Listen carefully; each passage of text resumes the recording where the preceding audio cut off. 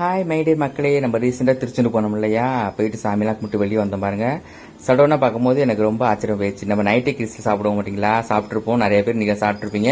ஜவ்வு மிட்டாய் அப்படின்னு சொல்லிட்டு பொம்மை வச்சு அப்படியே கையில் 2 மணிமா இருக்கும், டிங் டிங்னு அடிச்சுட்டே இருக்கும். அது நல்லா இருக்கும் பார்க்கறதுக்கு. அதில் வாட்சி மணி எல்லாம் செஞ்சு கொடுப்பாங்க. உடனே எங்கள் அக்கா பிள்ளைங்களுக்கு பசங்க அழைச்சிட்டு போயிருந்தோம். 2 அக்கா பொண்ணும் அக்கா பையனும். அக்கா பொண்ணுகிட்ட கேட்டதுக்கு வாட்சிக்கு செஞ்சு கொடுக்க சொன்னாங்க, கொடுத்தாச்சு. அப்புறம் அக்கா பையன்கிட்ட கேட்டதுக்கு எனக்கு மயில் வேணுங்கண்ணா. அப்பா முருகன் மேல அவ்வளோ பாசம் போல இருக்கு, மயில் கேட்கறாருன்னு சொல்லிட்டு சரி மயில் செஞ்சு கொடுங்கன்னு சொன்னேன்.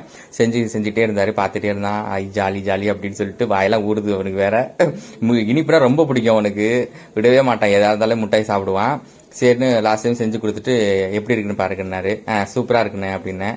சரின்னு உடனே வாங்கி கையில் கொடுத்தோன்னே உடனே பாருங்க கடிச்சிட்டான்.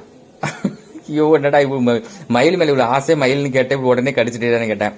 அப்புறம் பாத்தீங்கன்னா இது ஒருத்தானது தான். ஏன்னா இந்த மாதிரி சிறு தொழிலுக்கு நம்ம ஊக்குவிக்கணும். 30 ரூபா தான் சொன்னாரு, பரவாயில்லன்னு சொல்லலாம். நம்ம ஹோட்டல்ல போய் எவ்வளவோ ஒரு ஃபாஸ்ட் ஃபுட்ல போய் உடம்பு கெடுதலாம் சாப்பிட்றோம். இதெல்லாம் என்னைக்கு அவனோட சாப்பிட்ற ஒன்றும் தப்பு கிடையாது. சரின்னு சொல்லிட்டு சாப்பிட்றான்னு சொன்னா உடனே பாருங்க தலையும் கடிச்சிட்டான். ஐயோ பாவண்டா மயிலுன்னு. இந்த பொண்ணு வாட்ச் கட்டினிச்சு. அந்த வாட்சில் உள்ளது அப்படியே எடுத்து உருட்டி அப்படியே ஜவ்வு ஜவ்வுன்னு ஜவ்வு மிட்டாய் மாதிரி இழுத்து சாப்பிட்டுச்சு. ஓகே, பிடிச்சதா லைக் பண்ணுங்க. Thank you so much.